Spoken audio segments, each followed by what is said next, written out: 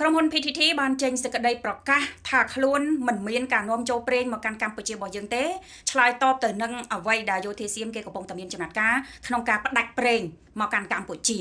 រហូតដល់ថ្នាក់ប្រកាសបិទឈូងសមុទ្ររហូតដល់ថ្នាក់ទៅរករឿងឡាវថាឡាវនេះខុសប្រក្រតីទិញប្រេងច្រើនជាងមុនអញ្ចឹងជួយទិញប្រេងពីសៀមលក់ឲ្យខាងកម្ពុជាហើយឥឡូវនេះចាទៅរករឿង PTT ទៀតថា PTT នឹងនៅតែលក់ប្រេងមកឲ្យកម្ពុជាយ៉ាងអញ្ចឹងឥឡូវនឹងខាង PTT គេចេញមកធ្វើការឆ្លើយតបប្រកាសហើយគេថាអត់មានបាននាំចូលប្រេងមកកាន់កម្ពុជាទេតាំងពីកម្ពុជាប្រកាសថាបិទនាំចូលប្រេងមកកាន់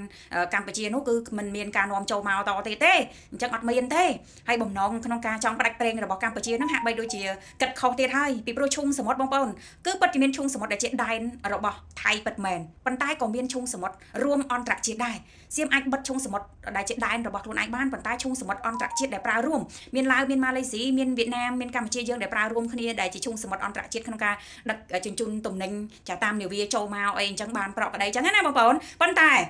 ក្រែងថាសៀមគេចង់ធ្វើបងធំអាស៊ីពិតប្រកបមែនចង់កាងឈុំសមុទ្រអន្តរជាតិចង់រារាំងហួសពីព្រំដែនរបស់ខ្លួនចូលទៅដល់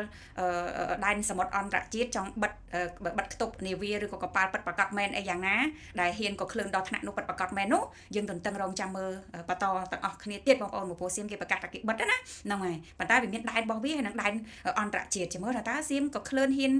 បិទដល់ដែនសមុទ្ររួមអន្តរជាតិឬអត់ឬក៏យ៉ាងណាយើងតាមដានបន្ត